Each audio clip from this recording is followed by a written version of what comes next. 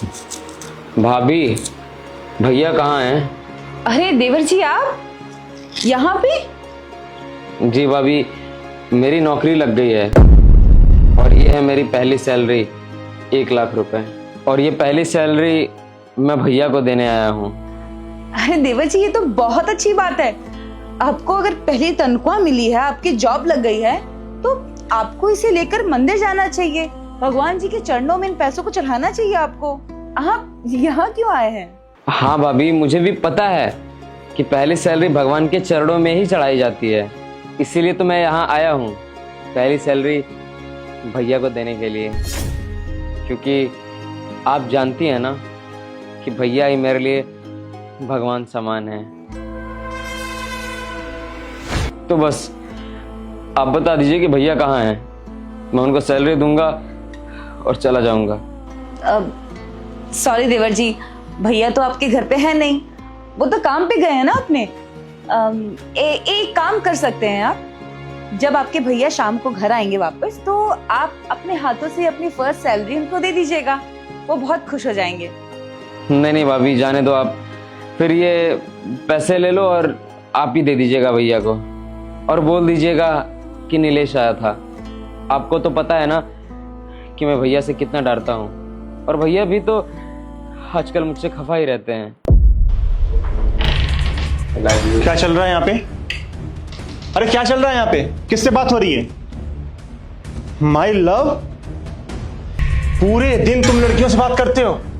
हाँ, आखिरकार ये सब चल क्या रहा है?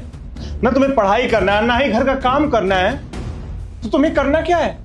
तुमने अपने जीवन में कुछ सोचा है कुछ करने के लिए? या मैं ही इस घर में सब कुछ करूंगा, या मैं ही इस घर में कमा के लाऊंगा और तुम फ्री की रोटियां तोड़ोगे? तुम एक मर्द हो। मर्द को जीवन इसलिए मिलता है कि मर्द खुद कमाए, अपने पैसों पे ऐश करे, अपने पैसों की रोटियां खाए, ना कि घर वालों की। तू एक मर्द पैदा हुआ है। मर्द कभी भी फ्री की रोटियां नहीं खाता है, उसको खाने के लिए कमाना पड़ता है। जरा एक बात बताना मुझे, तू क्या मैं इस घर का नौकर हूं जो तुमको फ्री की रोटियां खिलाता रहूंगा? तुझे यदि अपना पेट भरना है ना, तुम्हें खुद कमाना पड़ेगा। मैं तुम्हें कमा के नहीं खिलाऊंगा। और एक बात कान खोल के सुन ले, तुम्हें अगली रोटी तभी मिलेगी जब तू इस घर में कमा के आएगा। चल निकल जा। और हां, सुन ले, तू इस घर में तू तभी आएगा जब तेरे हाथ में पैसे होंगे। अगर तुम्हारे हाथ में पैसे नहीं आए तो इस घर में मत आना। जा, निकल निकल जा यहां से। लीव।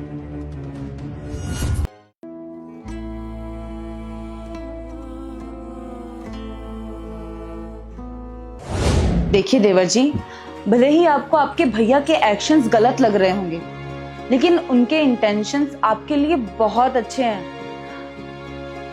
आपके भैया ने जो भी आपके साथ पास्ट में किया है, वो आपके भले के लिए ही किया है। आपको क्या लगता है भाभी, मैं भैया को गलत समझता हूँ? नहीं भाभी, मुझे पता है कि भैया मुझसे ज्यादा चाहते हैं, और मैंने उस दिन देखा भी था। सुनिए जी,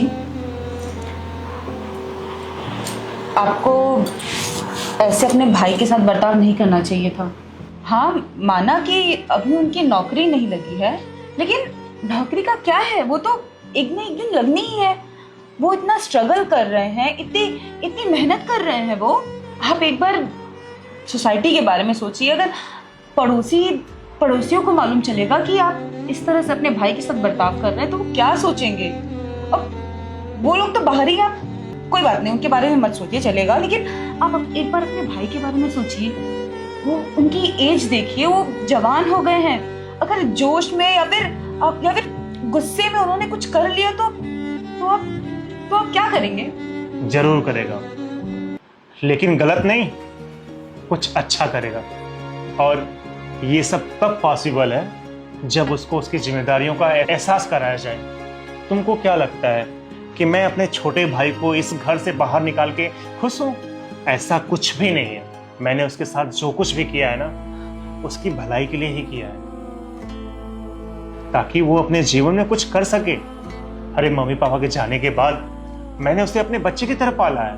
पर अब वो बड़ा हो गया है। पर मैं चाहता हूं कि मेरा छोटा भाई अपने इस जीवन में मुझसे भी आगे जाए। और पापा का भी यही सपना था कि उनके दोनों बेटे अपने इस जीवन में सक्सेसफुल हों। मैं तो अपने छोटे भाई को पूरी जिंदगी इस घर में बैठा के खिला सकता हूँ, लेकिन वो पूरी जिंदगी मेरे भरोसे बैठा रह गया, तो मेरे जाने के बाद उसका क्या होगा?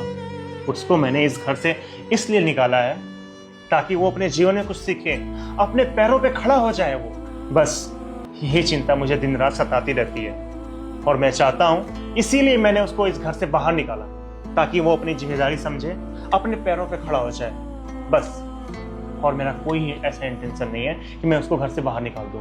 आपको क्या लगता है भाभी, मैं भैया को गलत समझता हूँ? नहीं भाभी, मुझे पता है कि भैया मुझसे ज्यादा चाहते हैं। और मैंने उस दिन देखा भी था। हे दीन दयाल दया करिए, हमारे छोटे भाई को कामयाब करिए। प्रभु, मुझे आपसे कुछ नहीं चाहिए, बस आपसे एक ही विनती हमारी है कि हमारे छोटे भाई को बस उसके जीवन में उसको कामयाब करिए प्रभु।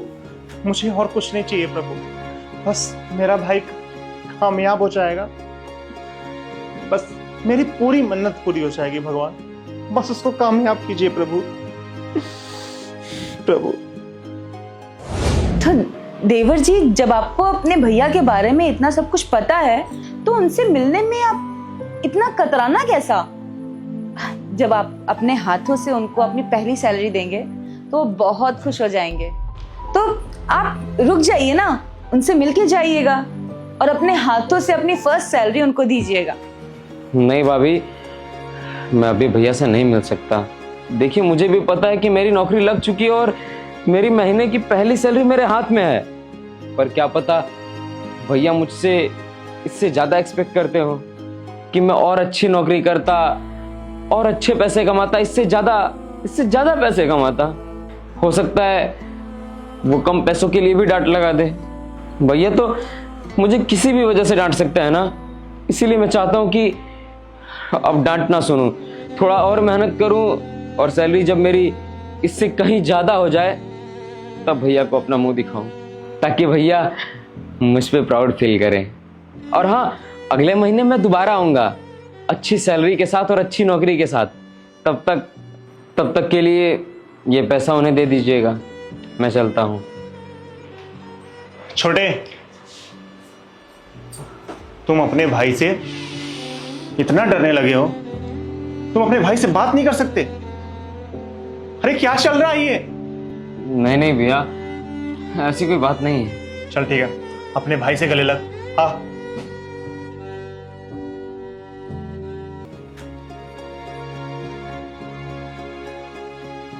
देखो नीलेश, मैं मानता हूं तुम्हें जितना सबक सिखाना था ना, मैंने वो सिखा दिया तुम्हें। देख, तू अब एक जिम्मेदार इंसान बन चुका है। तेरा बड़ा भाई तुझसे बस यही चाहता था कि तू अपनी लाइफ में सक्सेसफुल इंसान बन जाए। बस तुम अपनी रोटी की कीमत समझो, बस मैं यही चाहता था। अरे कल को मैं इस घर में रहूं या ना रहूं, जब तुम अपने पैरों पे खड़ा रहोगे ना, तो मेरे लिए कोई चिंता का विषय नहीं रहेगा। तुम इस घर को बहुत आराम से चला सकोगे। देख, तू एक जिम्मेदार व्यक्ति बन चुका है और इस बात की मुझे बहुत ज्यादा खुशी है नीलेश। और हाँ, मुझे ये भी उम्मीद है कि तू एक दिन अपने लाइफ में बहुत बड़ा इंसान भी बनेगा। जो इंसान एक महीने में इतना सारा बदलाव ला सकता है अपने अंदर, वो सालों में अपने अंदर न जाने कितने सारे बदलाव लाएगा, कितना तरक्की करेगा वो। और वैसे भी मैं तुम्हारे ग्रोथ से बहुत खुश हूं। और हाँ, मैं ईश्वर से यही कामना करूंगा कि तू अपने लाइफ में हमेशा आगे बढ़ो और स्वस्थ रहो, मस्त रहो, हमेशा खुशहाल रहो। बस यही दुआ है मेरी भगवान से। और हमेशा तुम अपने जीवन में मस्त रहो। और हाँ, मेरी वीडियो देखने वाले हर उस शख्स से मेरा निवेदन है कि आप लोग भी खुश रहो, मस्त रहो, अपने जीवन में खूब ग्रोथ